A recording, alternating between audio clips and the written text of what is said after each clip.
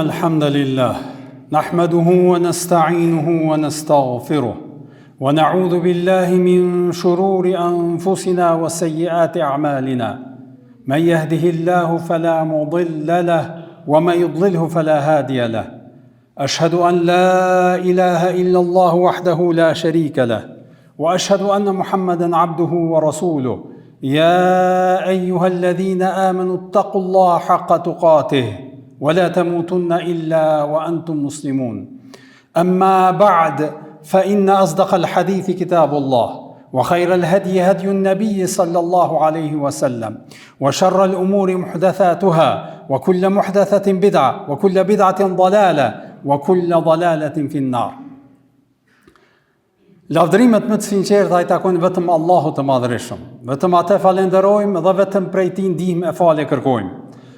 Atë që udhëzon Allahu i plotfuqishëm s'ka askush mund ta humbë, dhe atë që Allahu i madhruar e devion s'ka askush mund ta drejtojë në rrugën e drejtë.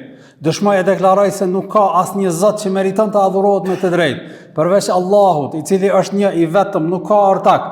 Dhe dëshmoj e deklaroj se Muhamedi sallallahu alaihi wasallam ishte i dërguari i tij i fundit, i cili na përcolli këtë shpallje, Kur'anin famlar. Salavatet dhe selamet, lavdërimi dhe paqja qofshin mbi të, familjen e tij, shokët e tij dhe mbi të gjithë ata besimtar musliman që pasojnë rrugën e tij dhe udhëzohen me sunetin e tij deri në ditën e gjykimit. Të nderuar vëllezër besimtar, njeriu në këtë jetë nuk është i lirë nga ndikimet, sepse kjo është natyrshmëria e tij. Kështu e ka kriju Allahu i Madhërisëm njeriu. Andaj edhe populli e thot një fjalë të urtë, me kërri ashtu do të bëhesh. Edhe kështu një njeri, një i ri i cili rrin me njerëzit e mirë, atëherë edhe ai fiton karaktere të mira. Në anën tjetër, nëse rrin me njerëz të shkujdesur, njerëz jo të mirë, atëherë edhe ai fillon me rrëshqit ka hekesja. Edhe kështu njeriu pa e vrejtur hiç në veten e tij e merr ngjyrimin ose çështuat në gjuhën e popullit tabiatin e rrethit me të cilën shoqërohet. Kështu vëllezër të nderuar, jemi në një kohë në cilën vërtet dëgjojmë shumë zëra, shohim shumë shembuj e modele dhe përballemi me thirrje të ndryshme nga çarqe të ndryshme. Kështu që shohim disa njerëz që na thrasin në kënaqësi të shpejta dhe në dëshira të ulta dhe epshe, pastaj na thrasin edhe në rrugë pa rregulla, pa kritere dhe gjithashtu edhe pa kufi edhe drejtim. Edhe pyetja që vërtet do të duhej se cili prej neve mja parashtru vetës e tij është se vallë kush po më thret mua dhe ka po më qenë ajo thirrje që jam duke pasu. Për arsye se e vërteta është se vëllezër të nderuar në këtë çështje nuk ka mes. Nuk ka mundësi, pra nuk është ajo zona neutrale as andej as këndej. Prandaj ose je duke ecur rrugës së vërtet, ose je duke ecur rrugës që është duke të quajtur në punë dhe në humner. Allahu i Madhërisëm në Kur'anin famlar në lidhje me këtë thot shumë qartë për njeriu kur flet thot wa hadaynahu an-najdain.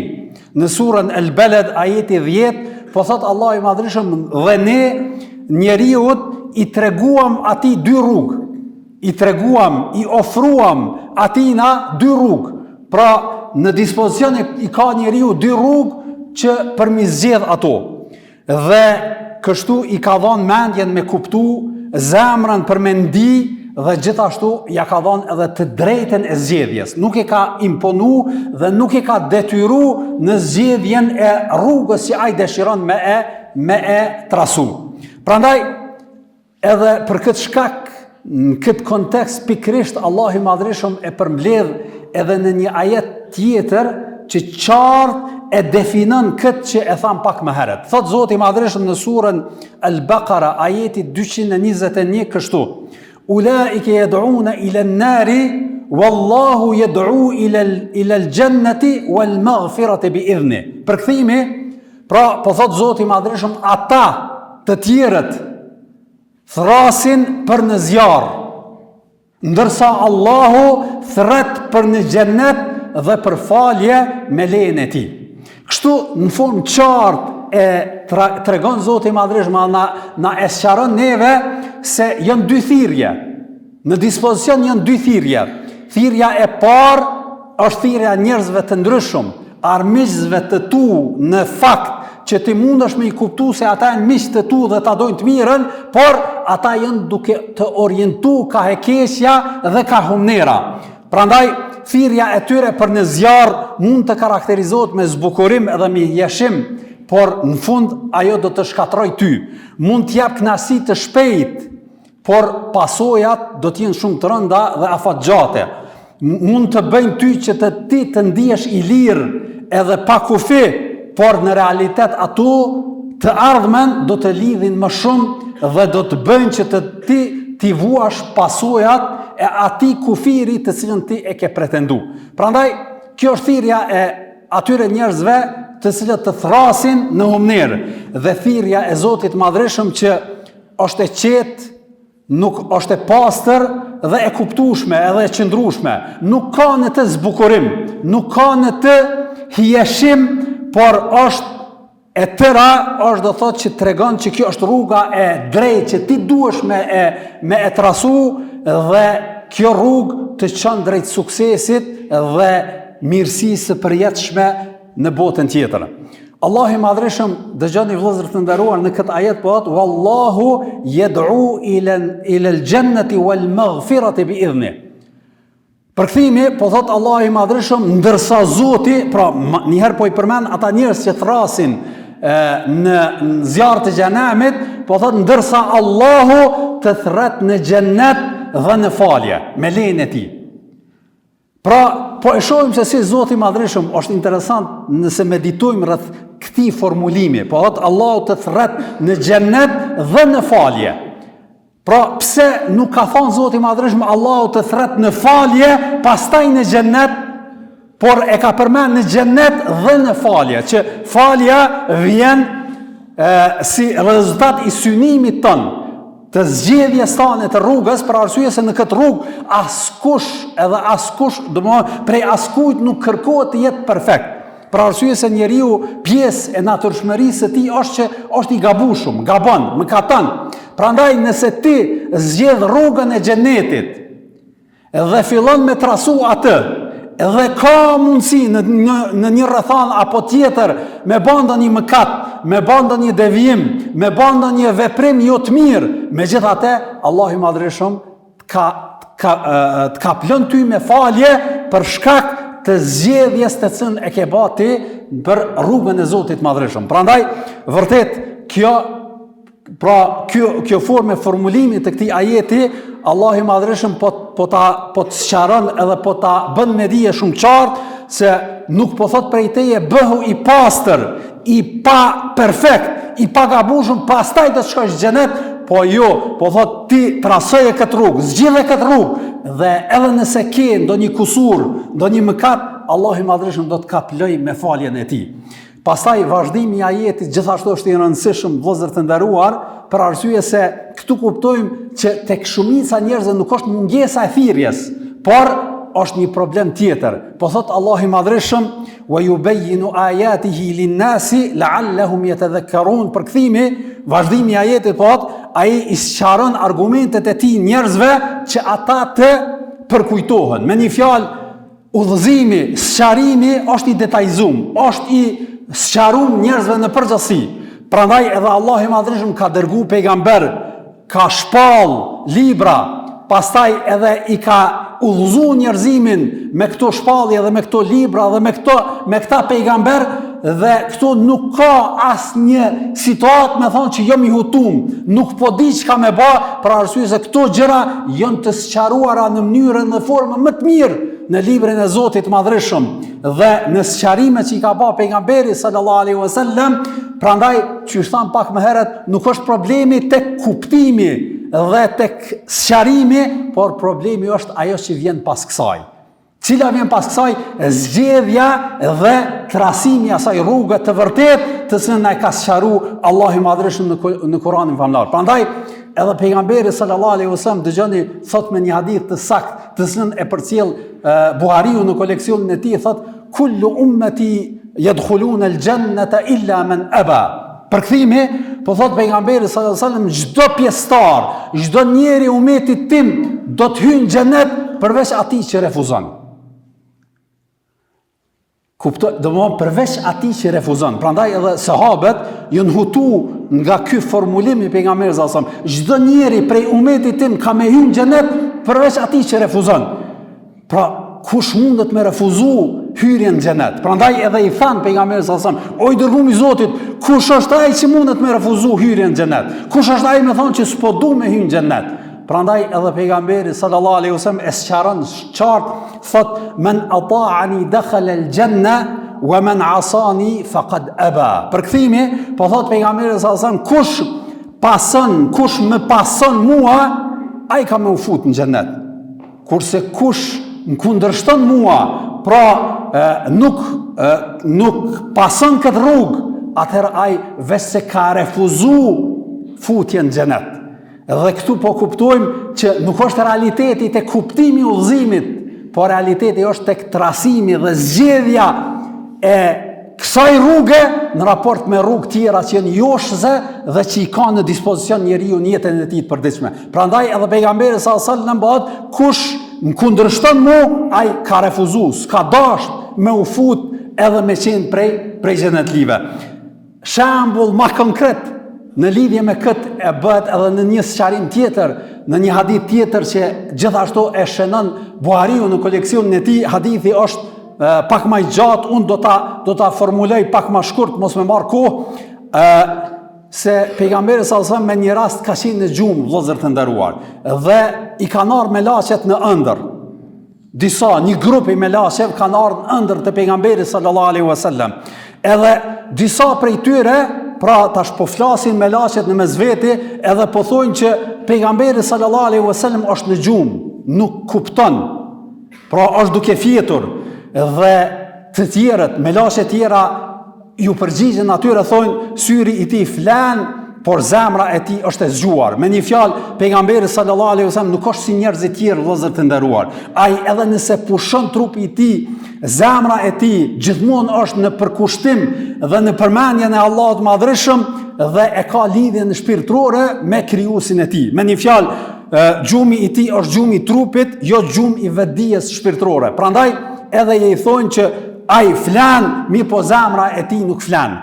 Edhe pastaj ata flasin në mes vete, thonë dëftojani apo paraqitjani pejgamberit sallallahu alaihi wasallam një shembull, dhe melaçet ja paraqesin një shembull, edhe shembulli është kështu, i thjesht, i qartë, secili prej neve e kuptojmë.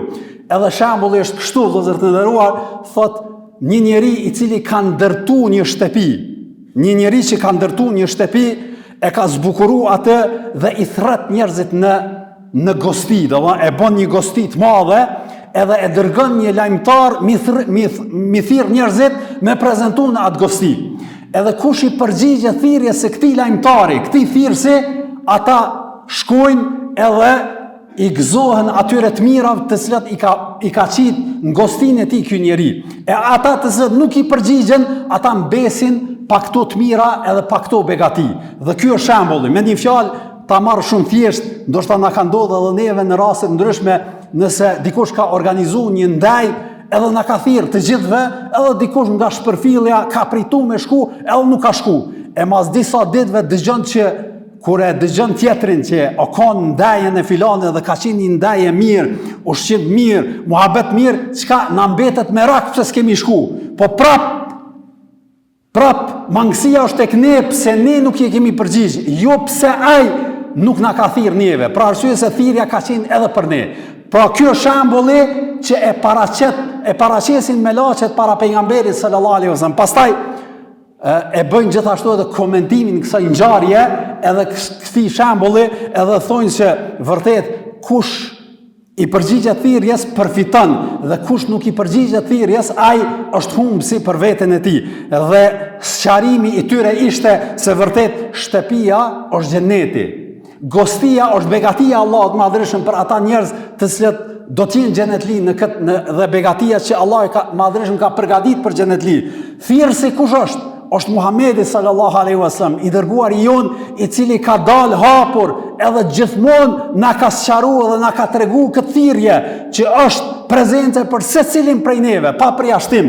Dhe kush i bindet atij dhe e pason atë, atëherë vërtet është duke u nisur dhe është i ftuar dhe është duke përgatitur veten e tij për me prezantuar në atë vend, dhe ai është xheneti i Zotit madhreshëm. Dhe kush e kundërshton atë dhe refuzon, ai ka kundërshtuar këtë thirrje të Zotit madhreshëm që është realizuar nëpërmjet pejgamberit tonë Muhamedit sallallahu alaihi wasallam. Prandaj vëllezër të nderuar, kufiri ndarës mes njerëzve nuk është që e ka pa pejgamberi sallallahu alaihi wasallam, nuk është me origjinë ose prej ardhje, ose racë, ose ngjyrë, ose çfarë komësie i takon ti, ose çfarë pasurie ki e kështu me radhë, por kufiri ndarës që e ka pa pejgamberi sallallahu alaihi wasallam mes njerëzve është mes atyre të cilët i kanë përgjigj thirrjes së tij dhe ata të cilët ja kanë kthy shpinën dhe kanë refuzuar me ju përgjigj thirrjes së pejgamberit sallallahu alaihi wasallam.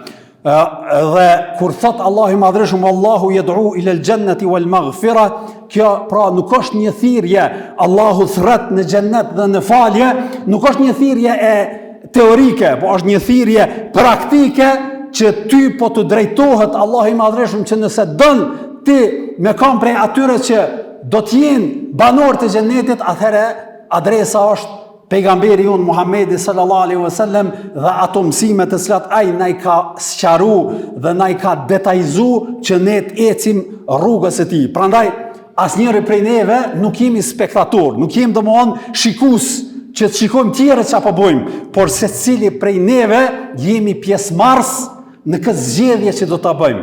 A do të jemi nga ata të cilët do t'i përgjigjen thirrjes së njerëzve të tjerë që po dihet ku është kuna qënë thirrja e tyre, apo thirrja së pejgamberit tonë Muhamedit sallallahu alaihi wasallam, që është thirrje e shpëtimit dhe thirrje e përjetësisë për secilin prej neve. Wa sallallahu ala nabina Muhammad wa ala alihi wa sahbihi ajma'in. Alhamdulillahi rabbil alamin wal aqibatu lil muttaqin wa la udwana illa ala adh-dhalimin was salatu was salamu ala rasulina Muhammad wa ala alihi wa sahbihi ajma'in. Të nderuar vëllezër, pas gjithë kësaj që e sqaruam deri më tani, kuptuam 2-3 realitete që është e rëndësishme me i pas parasysh secili prej neve. E para është se vërtet njeriu nuk është lanë pa udhëzim. Allahu i madhreshëm ka dërguar pejgamber, ka shpall libra dhe ka sqaruar realitetin e të vërtetës që duhet të pasojmë nëse dojmë me qenë prej atyre të shpëtuarve.